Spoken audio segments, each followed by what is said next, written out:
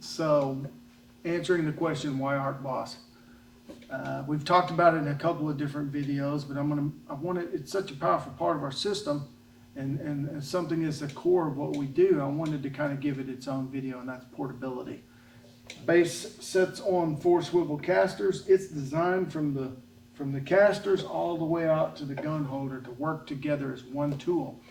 A tool that can be easily moved around your shop, shared from bay to bay to bay, or it can be moved around a workpiece, making multiple welds without having to readjust that workpiece, to get things done. When they're big and they weigh a lot, and it's not easy to move them around.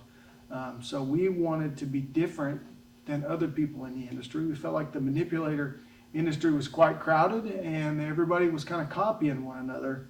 And with ArcBoss, we make a system that can be moved around the shop, very portable.